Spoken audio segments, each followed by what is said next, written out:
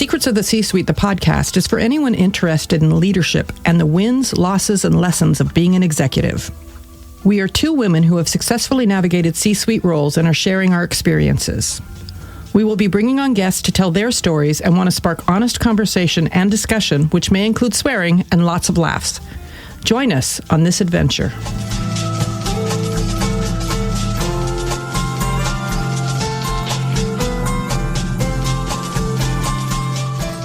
Hello, and welcome to another episode of Secrets of the C-Suite, the podcast. Thank you so much for listening. We really appreciate all the people who spend time with our guests as we spend time with them and enjoy them so much.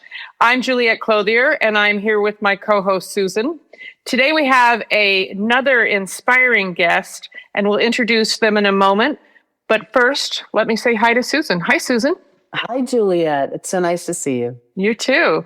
So I know you have a lot going on, and I wanted to, maybe there's a couple tidbits for our listeners today who could hear about what you're going through and how you're working through it.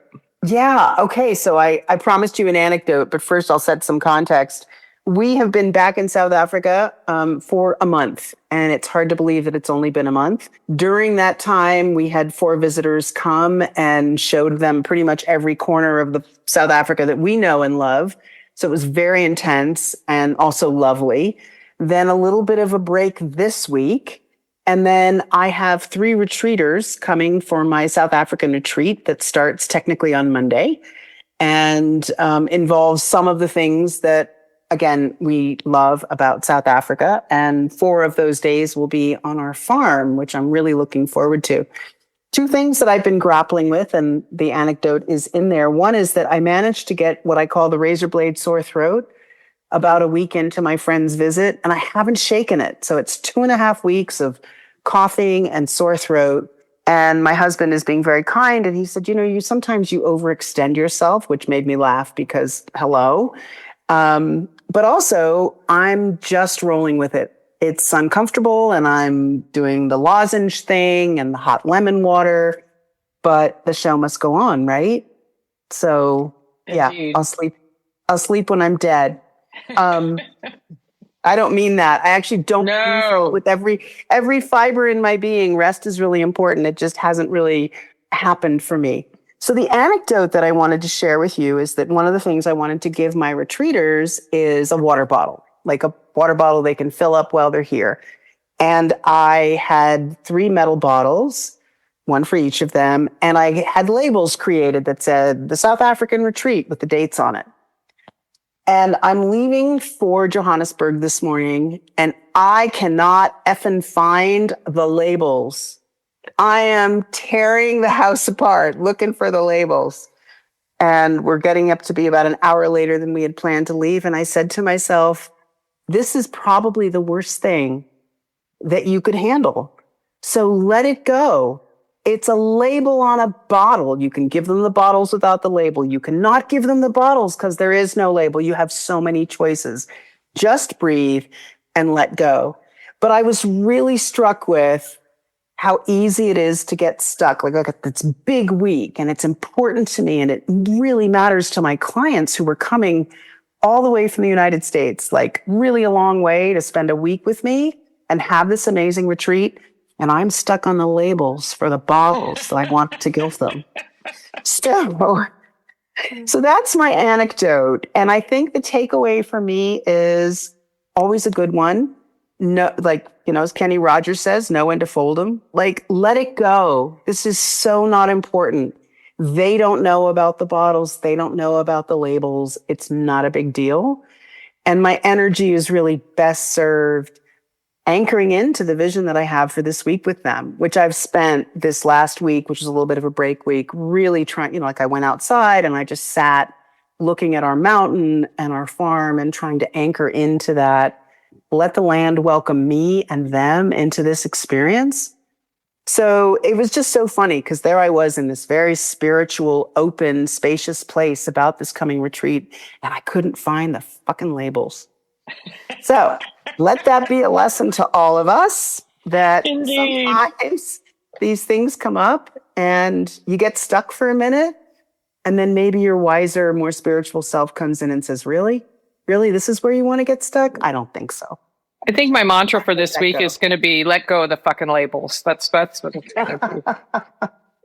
All right. So With that's my that, story. Yes. with that, today we're excited to welcome Regina Phelps, an internationally recognized expert in crisis management, exercise design, and pandemic planning. Regina is a successful entrepreneur and the founder of Emergency Management and Safety Solutions, EMSS, a 100% women-owned consulting firm that has supported organizations across 5 continents since 1982. But she's very young. She is the author of 4 books, including her most recent, Crisis Management, How to Develop a Powerful Program, which is widely used by leaders and practitioners around the world. Regina has advised major companies across sectors, including finance, technology, retail, healthcare, insurance, and global development, helping executives build resilient systems and prepare for the unexpected. EMSS specializes in designing crisis management programs, training crisis leadership teams, facilitating complex exercises, developing infectious disease and pandemic plans, which we definitely want to hear more about. I first met Regina when she led crisis management and training and business continuity planning at United Way of the Bay Area, and she's been in my head ever since. Regina builds clarity, grounded expertise, and decades of real-world experience to the work of leading through disruption. We are thrilled to have her with us today. Hi, Regina. Juliet, it's such a wonderful experience being with you on this podcast. And I love, Susan, I love your opening story. And I think you should make bumper stickers and then maybe pins and then t-shirts. And then, I think you'd have a whole industry built right there. Thank you, Regina. Yeah, screw this Because podcast. how many successful people in particular don't let things like that go, and especially women, right? Exactly. So true. So true. So I'm going to start with a question I kind of start with most of our guests, which is tell us and our listeners about your career journey, how you came to create EMSS, and that I understand that it was an evolution. Yes, it has been. So my original career was really as a nurse, so in the field of nursing. And so I was a clinical practitioner. My specialty was oncology and for women. And so all my patients pretty much died. So that was my first big learning experience, which is a great way to learn how to live, is to work with people who died.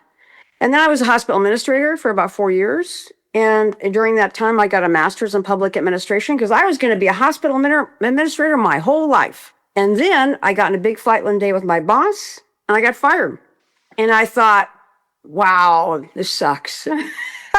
So I basically pulled out my thesis, and it was literally a business plan for an organization similar to what I do. Although back then, most of the work that I do now hadn't been invented because I hadn't invented it yet.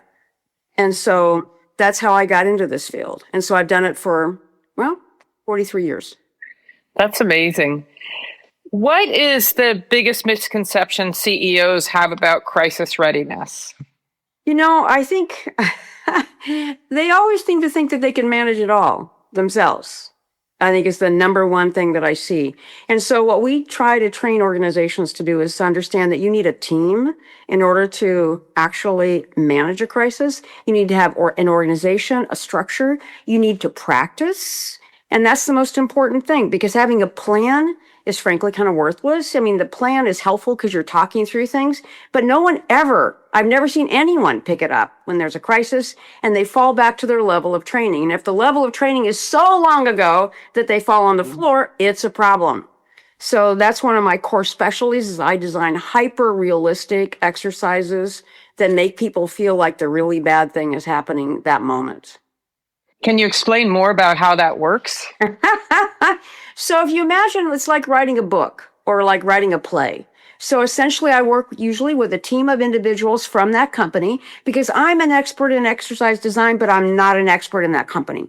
So I need to work with the right people. So maybe business unit leaders, technology professionals, et cetera, et cetera, et cetera. And we design the story and the narrative. So I design a baseline narrative, which is like the first chapter in the book. And I tell them all of that at the very beginning.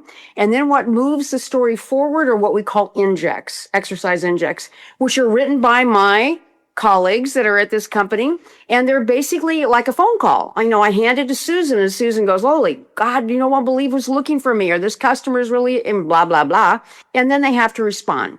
And then I have an AV guy that's part of my company that actually designs very realistic news videos of which we just, massacre you. And so what it makes people feel is years ago, I used to think that people had to leave an exercise and feeling really good and positive about what they learned. Now I've decided the best way to make a really lasting impression is to give them a hangover. My goal is to make people cry. That's not realistic. You know what I mean?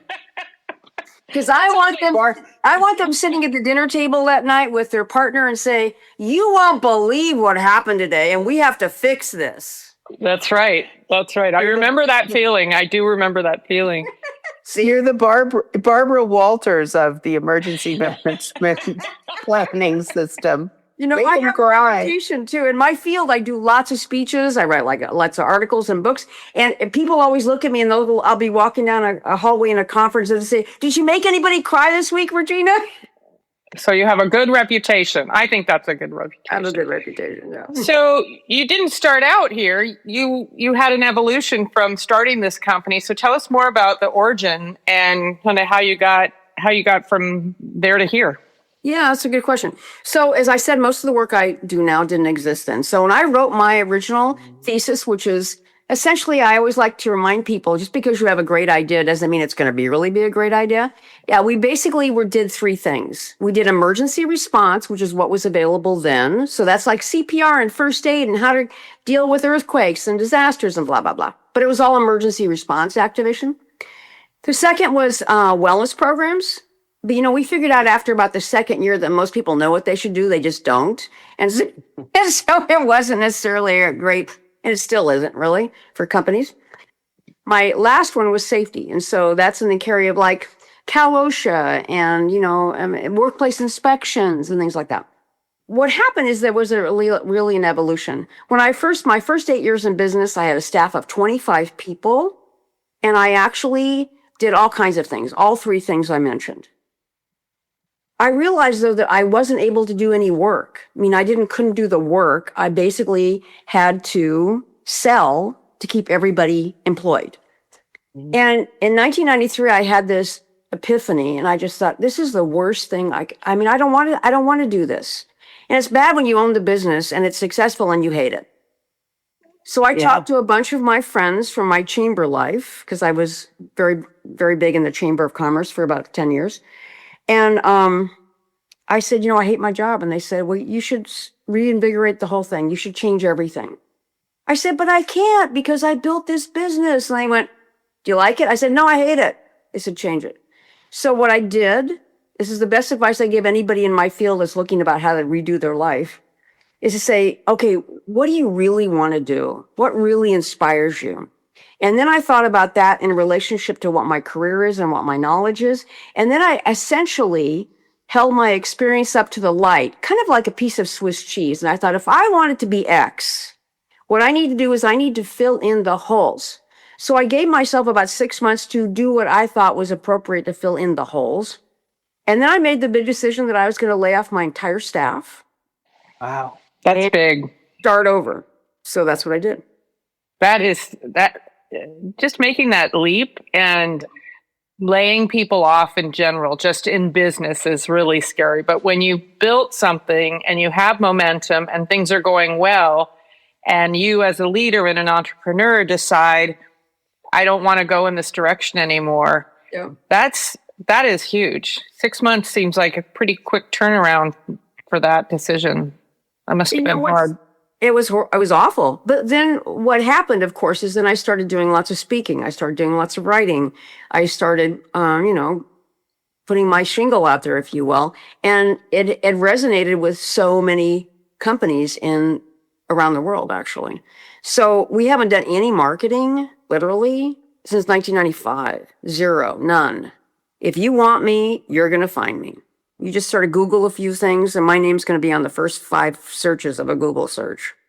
I'm wondering about, so I have so many questions, but I'm wondering about the transition, two levels of transition. So bear with me, there's really 2 questions here. One is, how did you make that transition from realizing that you didn't like the job that you had to reinventing yourself? How were those early days of now I know what I want to be doing? And the second question is really about your staff that you laid off. How many of them did you end up rehiring in your new business, if any? Essentially what I did is that as I was having the Swiss cheese moment, right, about what I wanted to do, what I did is I'm a meditator, so I meditate every day. But I also had gotten a great book on visualization, creative visualizations, with Shakti Gawain, a woman in Marin County that's really, it's a very famous book, Creative Visualization. And I said to myself, okay, if I want to reinvent myself, what do I need to do? Well, the first thing I need to do is get my brain tuned into that space. And, there's a whole, especially when you lay off people, when you have this whole transition kind of thing going on, it's not the best mental space to be in. And so I had to visualize myself being what I am. And that took a lot of kind of just putting it out there, visualizing it, seeing it, affirmations, all of that stuff, which sounds so woo-woo, here in California, but it's really true. And so I had to then see myself as to what I was going to be. And so I mentor lots of women in my field, and I give them the same thing. I talk about the Swiss cheese. I talk about visualization. I talk about, how to get your name out there, how to hustle, and, I sort of pass it on, right? It sounds, so I respect it feels woo-woo, but it's also so fundamental that if you can imagine it, it's sort of a classic statement. If you can imagine it, it can be true. Right. But the step between imagining and making it true involves really embodying it and working at the vision that you're carrying. Yep. So kudos to you for making that shift. Right. And the second part of my question, which was how many of the people who you worked with in the first incarnation of your business ended up being in the second incarnation of your business? 2. Actually 3. But several of 2 of them are already retired. So I'm 73. So you look fantastic. Yeah. I think that living your dream is part of that, I would imagine. Absolutely. Yeah. Absolutely. Yeah. Well, people always say to me, how do you spend your time, Regina? And I have 3 things I've always done a lot. I work a lot. I also travel a lot for fun. And I also do a lot of volunteer stuff. I've been on lots of boards and commissions. And so when people say, well, what are you going to do when you retire? You're going to travel? It's like, oh my God, look what I've done if I died tomorrow, I will have done everything I've wanted to do. There's like 15 other countries I need to go to, but that's it. Yeah. Sounds like retirement isn't actually a thing that you plan to do. Tell me where I'm wrong. Yeah, I don't think I'm going to retire anytime soon. Yeah. My mom, I think she retired when she was 79. For me, when I think about retirement, which I'm always thinking about at this point in time, like, what does that mean for me? Because I love what I do. I love working. I love the feeling of it.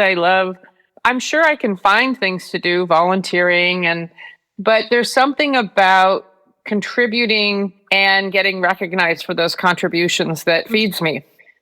Right. I actually have been working through that. Do I have to make no, I don't. No, don't. It's true though, because you hear it from your peers. Right. All my friends. So when are you going to retire? And what does that mean? Susan, you've retired before, but you didn't retire, Well, not retired at all. Yeah. That's right. I think also, societal context, retirement, I happen to have a love-hate relationship with the notion of retirement, which is if you're in charge of your life and your career, you choose how you spend your time. Totally. You can label that retirement or you can label it, I'm just working till I die. But there's also this construct that says once you've worked and you've contributed and you've done so much, you should retire. But I think that the societal picture of a retired person is kind of put out to pasture. And the people I know and love and I enjoy connecting with, like you, Regina, on this podcast, they will never retire the parts of themselves that are alive to what's interesting, whether it's people or activities or trends in the world. And so part of it is that we have this word that no longer fits what people do. Right. Yeah. So I don't think any of us are going to be retired anytime soon. I think that. Yeah, we've got a club going here for sure. Well, what drives me is I'm always trying to save the world. You see, that's my nursey part, I think. That's now in the crisis management space. And I You know what? notice, but there's a lot of things that aren't going so well. So we're busy.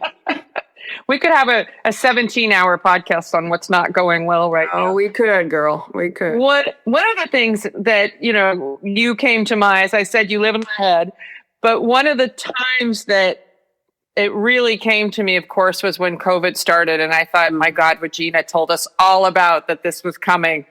And here it is. And so you were one of the, earliest voices urging organizations to be ready.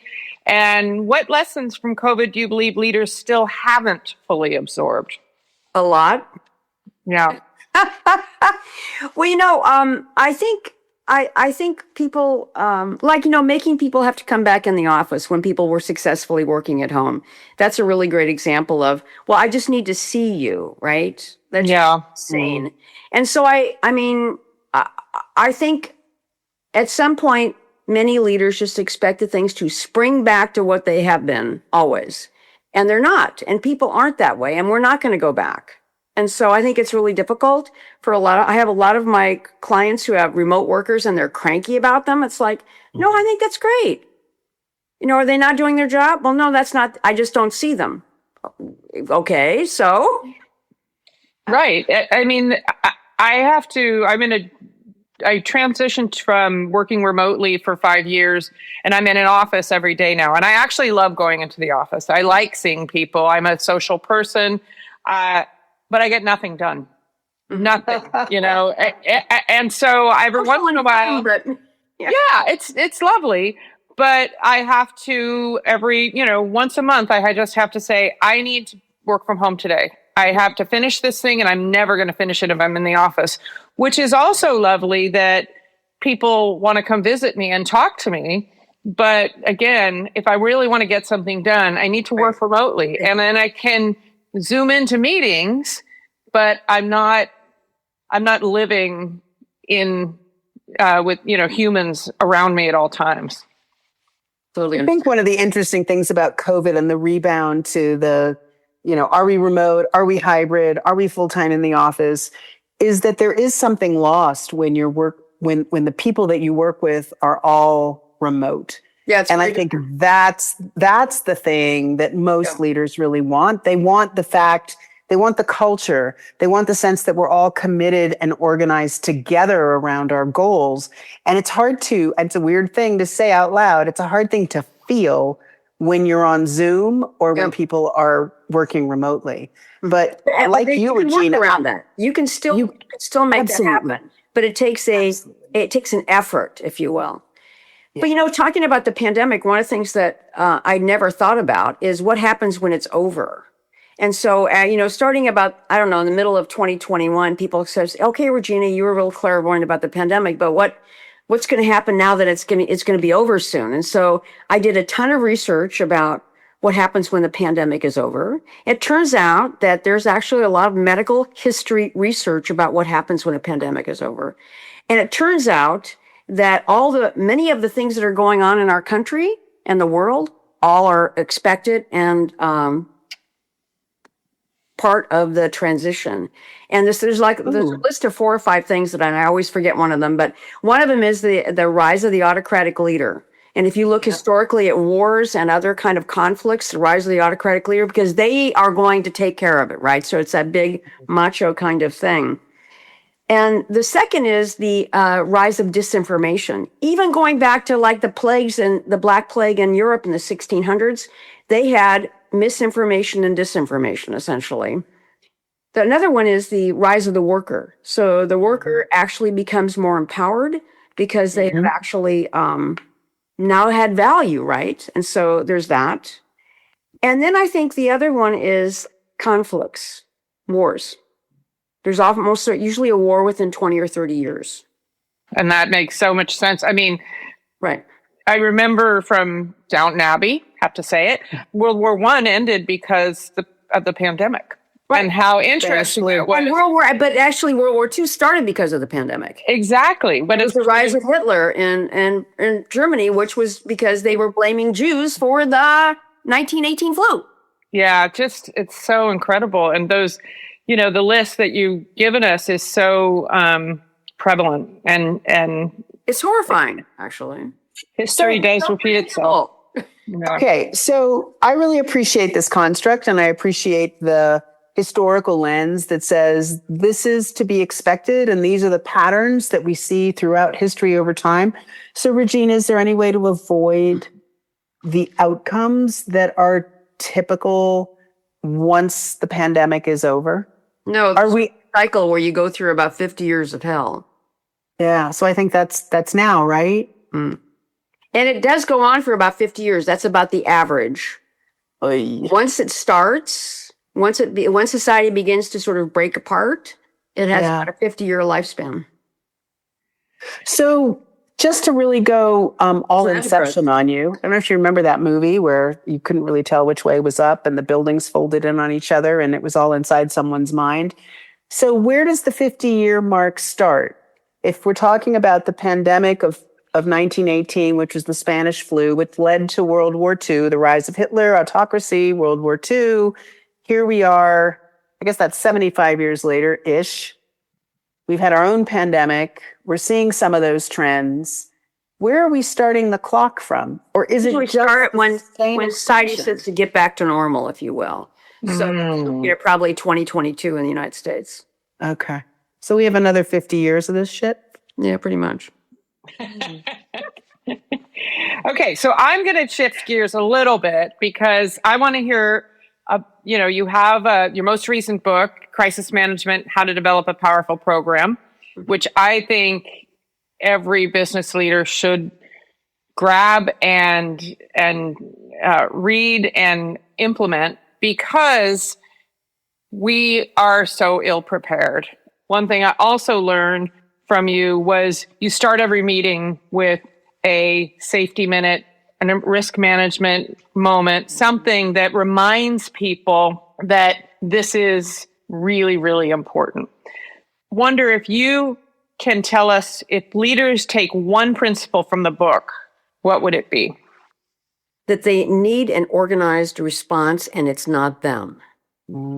I think that is so key because people do think, well, we'll just look to the CEO or the head of school where I'm at. And that person has so many competing priorities at that moment. Executives primarily have 4 jobs in a crisis. The first one is actually strategic policy decisions, not tactical things about how you in the moment or, stopping the burning building kind of thing. It's strategic policy. They're the only ones that can do that, and that's what they should be doing. The second thing that they need to be focused on is actually approving funds for the people below them that are above their signing authority. It's not budgeted. And there's a lot of things that they're going to have to approve right away. Mm-hmm. The third one is, I think, in some ways even more important, or perhaps the most important, is what I call strategic relationship management. I expect the senior people to talk to the senior people that they work with. So either that's customers or vendors or clients or government. So you might have you might need to talk to the mayor or the governor or your biggest customer or some regulator or something like that. But you need a big person at the company to talk to the big person in those other entities. And the last thing is if it's really, really, really bad, like a workplace shooting, very likely the executive will at least be on camera once doing a interview about what happened. In our client population, we've had 47 murders in the last 20 years. That's a lot. And I'll tell you, every single press conference that the first one, the executive, is the one talking about what happened. Because you need dad or mom to be talking. You don't want them there all the time. You want them once. But that's a really important job. So they have to be media trained and understand how to actually do that. And many executives are not media trained. And in smaller companies, they're never media trained. But even in large companies, a lot of times people say, oh, no, I don't need that. Oh, no, you need it. You need somebody in your face making you miserable. And then you see how you respond. Right? Yeah. That's smart. Incredible. Incredible. How do you coach leaders to, own their role and remain calm and have clarity when the stakes are high? We do all this planning and we have that book, or now it's probably online. But we're not clicking through folders and looking for things when this moment happens. We're responsible for a large group of people. We are the face of the organization. But how do you coach them to be calm and present? They need to understand what their 4 jobs are. And they need to understand that they have a skilled group of people underneath them. They need to clearly understand what their job is and what the executive's job is. And that only happens because people have practiced. So the best thing they can do, first of all, is endorse the program, practice. So when there are exercises, they need to participate. And then they need to cheerlead for the program, and they need to support it, and they need to wave, this is fabulous. It's really important. Because if they don't think it's important, no one else thinks it's important, because it's on top of everything else they do. Right. And it like a lot of important things in an organization, it starts at the top. If at the top they're sort of sending mixed messages about, yeah, you got to do this, but I'm not going to play because my time is more important, right, then that absolutely flows down through the organization. Yep. 100%. So we have one more question for you. And this is a question we ask of all of our guests.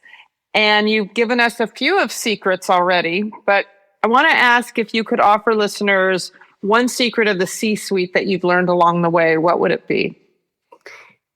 I think the most important thing I learned, which was in my transition from having a large team of doing things that I didn't really want to do to what I am now, is that I have to follow my heart. I have to follow my heart.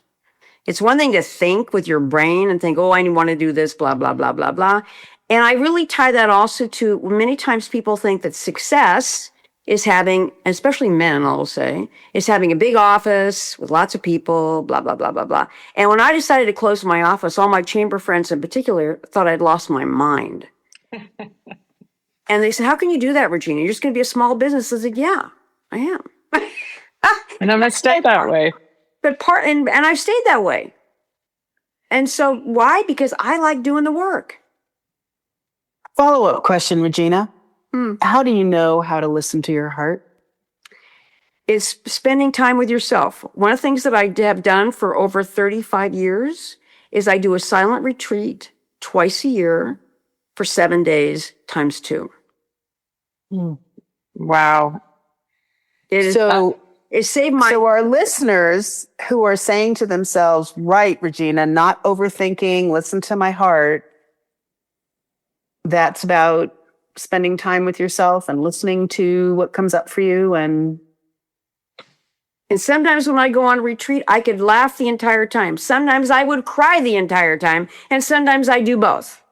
And sometimes I just, when I go on retreat, the place I go to is a Catholic hermitage. I'm not Catholic and I'm not religious, but they don't care. And so it's down south of Big Sur. And they have an amazing view, and you have your own little cell, as they call it, because remember, these are monks. And you don't talk to anybody at all, ever. Mm-hmm. And I don't know if I could do that. That's what people always say to me. I could never do that. But I'm like, oh, sign me up. Oh, I think it's the best thing in the universe. But that's why I've gotten my best book ideas. I've gotten my best, personal life. If it's just you and there's nothing else, no television, no cell phones. There's no cell phone service down where I go. So you couldn't even cheat if you wanted to. So, I am out of touch completely. Except you're more in touch with yourself. And I just really appreciate you not only articulating that, because I think one of the challenges we have in the culture today, not only besides social media and phones, right, which is a whole different episode that we'll have someday, but it's the tension between the thinking self and the emotional, spiritual self, because we try to think our way out of whatever we're confronted by first. That's our first response. Let me think about it. Let me be linear. Let me be logical. Right. And sometimes at the end of the day, it's really like take a deep breath Mm-hmm. and trust whatever your gut is telling you. But boy, that's a journey, and that's a practice that's hard for many people. For all of us. Recommend your listeners decide they're going to do a 7-day silent retreat just right off the top. I would recommend maybe a weekend. For some people, it might be a stretch even to do a day, but Right. Yeah. it's transformative. I'm going to give that a shot one of these days soon. I think but I'm going to start, I'm going to start small. Yeah. Juliet, let's go together. And that way we can Okay. talk to each other. No, sorry, kidding. You know, Wrong. exactly. What a delight this has been. Yeah. Thank you so much, Regina. This has been a wonderful conversation. I so appreciate your time and your experience. And I know our listeners are going to take a lot away from this conversation. So appreciate you so much. Thank you, Juliet. And with that, I'm going to say thank you to our listeners for spending time with us today. Please rate our podcast if you love what you're hearing. We'd love 5 stars. And we'll see you next time. We're so glad you've joined us for this episode of Secrets of the C-Suite, the podcast. We'll be back with another episode in 2 weeks. In the meantime, please tell your friends and coworkers about us, and be sure to follow, subscribe, and give us a 5-star rating if you enjoyed listening. Secrets of the C-Suite is produced by Juliet Clothier, Susan Sutherland, and Brian Clothier. Original music is by Brian Clothier, and the podcast is inspired by leaders like you.